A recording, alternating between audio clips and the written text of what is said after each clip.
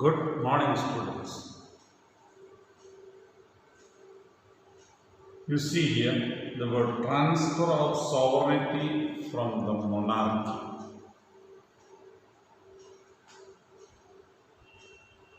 We were discussing on French Revolution and we were discussing about the concept of nationalism. I had explained to you that nationalism is the feeling of oneness among the members, that they are one. So when the nationalism is emerged or it has come to a concept feeling, how it can be shaped? So all the people living in a particular area should feel that it is their idea. So the power shifting is important in that matter. Transfer it, the power. Power up, transfer sovereignty. The power means sovereignty. Sovereignty means supreme power. Above that, nobody is having power. That supreme power is being transferred from the monarchy. Till 1789, the decision of the French monarch was absolute.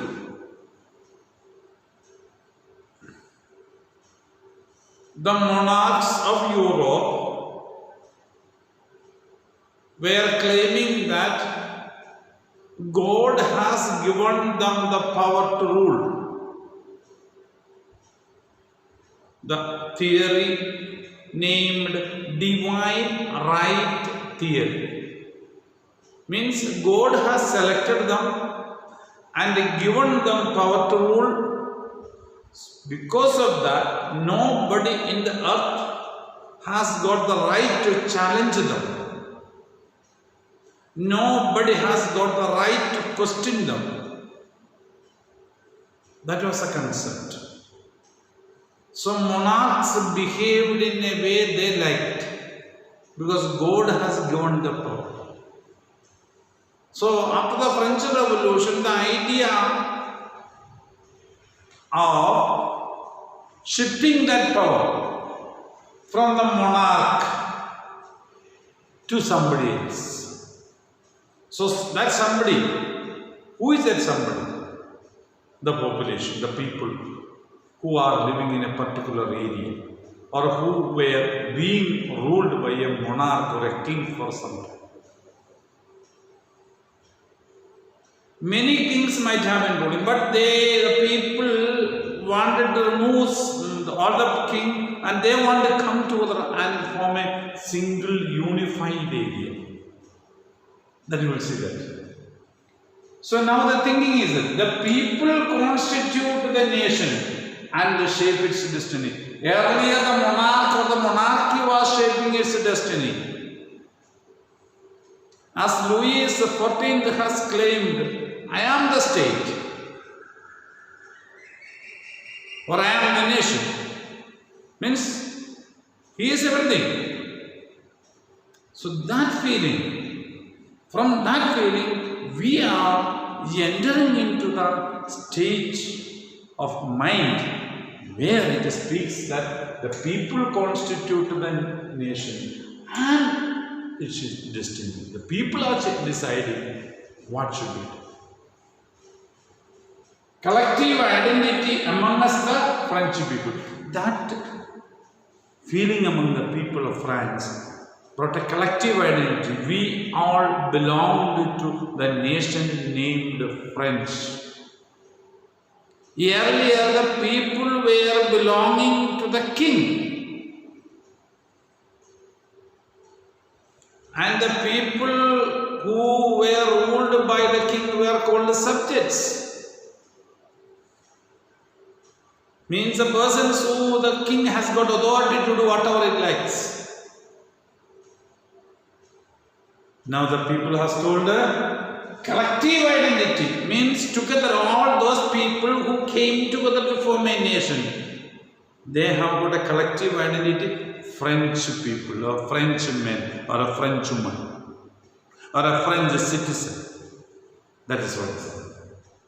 Among us the French. That is what is the change that we see in this. Now they called their land as La Patrie. You see, only one country in the world calls their country as the fatherland. We Indians call India as a motherland. All other countries are calling their country as a motherland. The aggressive nature of French people, the non-submissiveness of the French people, adamant behavior, aggressive, sudden reactions or responses of French people had brought their mindset to call their homeland as a fatherland, not motherland. We are friendly, soft, so we call it our motherland. We receive, we accept. So the female concepts and the male concepts, female thinkings and male thinkings. So they call it their country as a fatherland. The tricolour replaced the former royal standard. They have developed a national flag having three colours. And earlier the royal standard, the royal flag that was accepted or it was existing in French was removed, and the people told that is not needed. We will have our color. They decided the color is known as tricolour. The parliament also they rechanged. It was French society was divided into estates. First estate, second estate, and third estate. The French people told we don't want any estate now. That was the concept of the king. We want the gathering of the members of the French society. So they called it National Assembly. Assembly of the nation. Nation's assembly. Assembly means coming together. So we know all the citizens cannot come together at one place. So we send our representatives to the parliament. So they renamed the parliament into National Assembly. Earlier the parliament was known as Estate General. First estate consisting of the clergy, religious leaders. The second estate consisting of the landlords, nobles or landlords, feudal lords, who were having control of the economic and social situation or social division in the society. These two category people, first estate and second estate, enjoyed the privileges, means appointments in the government, prominent seats in the government, no payment of taxations. So like that, every privileges they had. They were given punishments were not so much for them for any crime, any kind of crimes. Anywhere they go, they were respected. So such kind of privileges were there for the first estate and members of the second estate. Now it was abolished. So it was all the persons were considered as equal, and they have renamed their estate general into National Assembly. So you must understand why the change has taken place. What has gone into the brain of the people of France to rename that? Because estate general was a concept of old regime. Old regime means old rule by the kings. So that at that time, the members who gathered together were named as estates, estate general. So members from all the three estates were selected, and they had separate privileges and seating positions and everything. Now, all the members who were elected to the parliament were treated treated equally, and they were all called a national. It is an assembly of a nation, not of the monarch, not of the state, not of the division of the people. It's a unity of the people, the coming together of the people. That is speciality of National Assembly of France. Then, uniform laws for a society within its territory. Now we see, after the revolution, we come to see so many changes in French society. Mainly after Napoleon has come into rule. Till Napoleon came to power, there was anarchy and confusion in France from 1789. We can say till around 1801.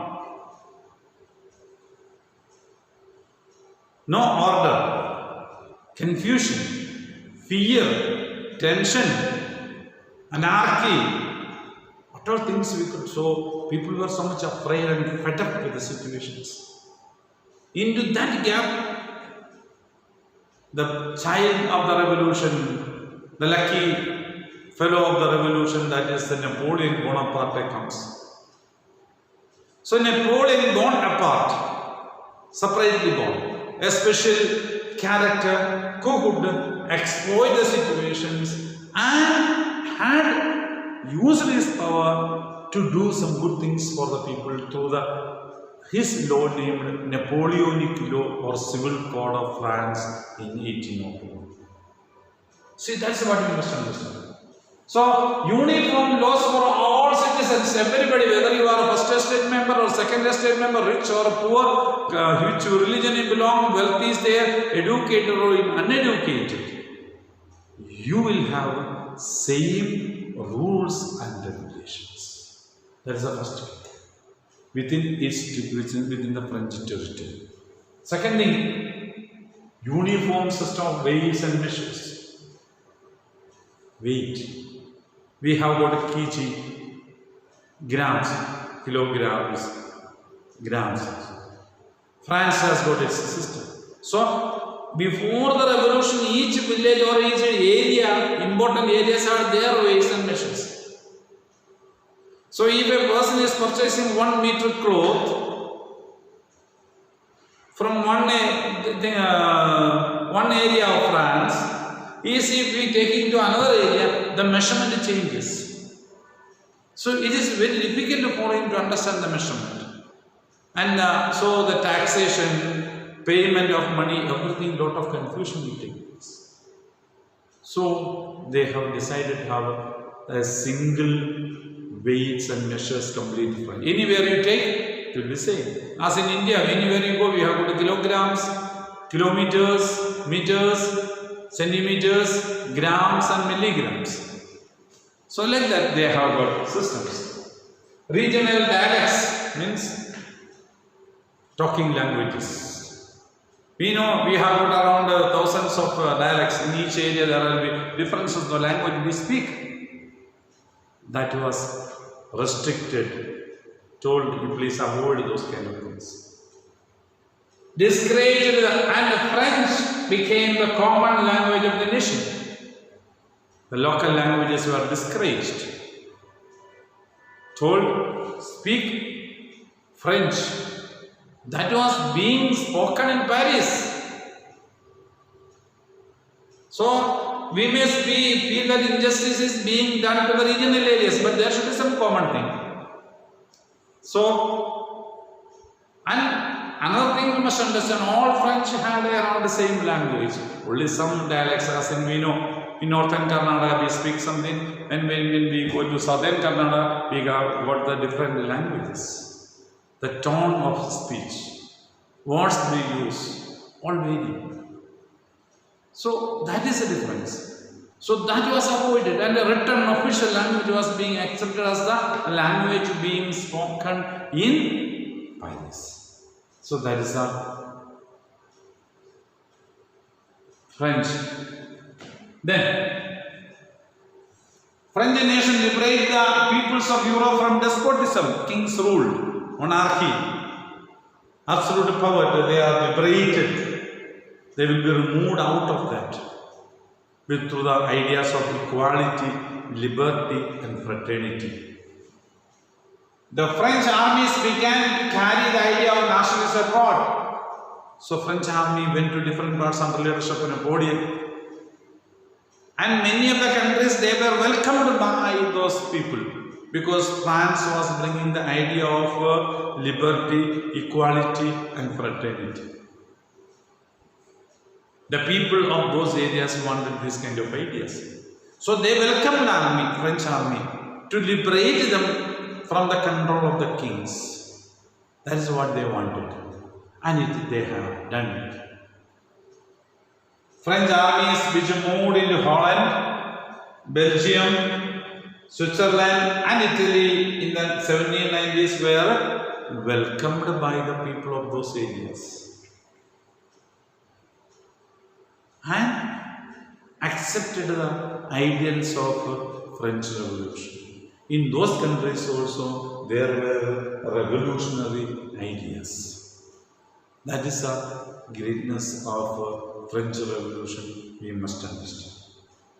Okay, thank you very much.